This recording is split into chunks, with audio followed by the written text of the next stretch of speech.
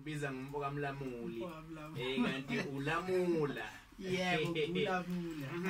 njalo ke ngempela emsakazweni ndoda madoda ngifuna ukuchecka mangabe sikhuluma ngoMbobozeni umfoka Lamula sikhuluma ngoba masikhuluma ngoMbobozeni sikhuluma ngoThokozani uKhayelihle wakwaLamula njengoba bese ngishilo ngathi mbuya phansi oLundi eMkhazane la inzinze khona ngithemba ngidlala lengoma mangilokho ngidlala nje abantu bajabulela ukuhluka kwestyle mhlawumbe ukubone kubaluleke ngani ukuthi mhlawumbe uhliwe kunabanye siyazi ama-artist amaningi athi mayingena endimini yomculo avela athi hayi mina ngifuna ukushaya lo shuni wepop so wena uze nento ehlukile kunabanye abaculi mhlawumbe ukuthole kubaluleke ngani lokho ngingasho ukuthi kwangisiza kakhulu ukuthi ngibe umuntu othanda ushuni webatha lo shuni ke ngingube ngokuthi ushuni webatha ngoba ubaba uBhekumuzi Lithuli angazi noma ngakubeka ngithi wayengibhimbela kamnandi ngoba ukuthi mawubuke music video wakhe kwesinye isikhathi kube sengathi akahambisana no beat wengoma kodwa mawumbuka futhi olunye unyawo luhambisana no beat wengoma so ingakho ke mina ngokubiza ngoshuni webatha ngoba wayengibathazelela kamnandi yeah sesingasho yini mhlawumbe ukuthi umfoka Mawuli yena owawukhuluma umlaleli nomthando ngakhula ngimlalela ngoba babe khona ubaba uKhansela umfoka Mkhize babe khona ubaba uHasheli Mhlophe ngabala ngithini ngize ngibaqede kodwa ke la engasho ngithi ngangiqoma khona ngangiqoma ushuni webatha phansi kwamaphumulo la engangizwa khona kumnandi enhlizweni yami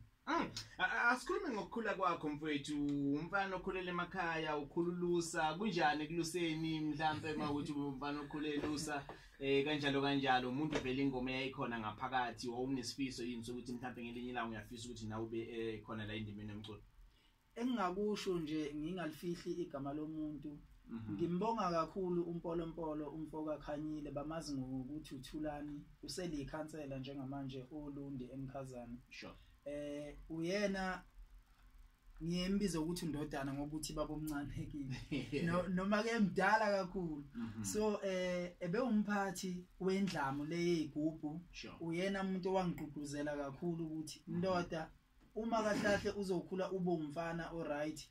uke ungabhemi ungaphuzi njengoba ngisayibambe khona lapho waba umuntu ongibeka ukuthi ngibe umphathi wendlamu sengisholo igoso umholi yebo kwahamba lokho kwangena enhlizweni yami ukuthi ngibe umuntu othanda izinto zesintu sasenza esikoleni ama culture ngayibala izinto eziningi ezazenziwa ngama culture ngize ngiyiqede kodwa sengikhulumela ukuthi umuntu owangenza ukuthi ngithande izinto zesintu kakhulu uMpolompolo umfoka Khanyile kwaze kwahamba ngafika emabangeni aphezulu ngadlala uShemeni khona kuma culture ngaze ngagida engomeni yaseMbangayiya ilapho engomeni yaseMbangayiya la ngibona khona uSomnandi umfoka Langa ku 2007 wayithanda into engangiyenza kuShemeni ngivusa nomfowethu uPhakamani uNyolile umfoka Lamula wasithatha samgidela from 2007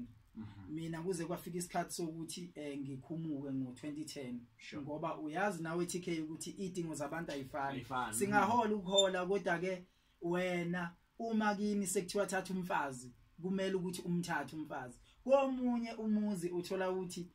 abayingene nanokuyingena eyomunye kodwa niyalingana ngokweminyaka futhi nisendimene eyi1 so idingo zabantu ke ayifani ngabe sengikhetha ukuthi ngikhuphuke ngize ngaseGoli ngizobheka ungamatohwana ngoba ngase ngibona idingo zami ukuthi zingaphezulu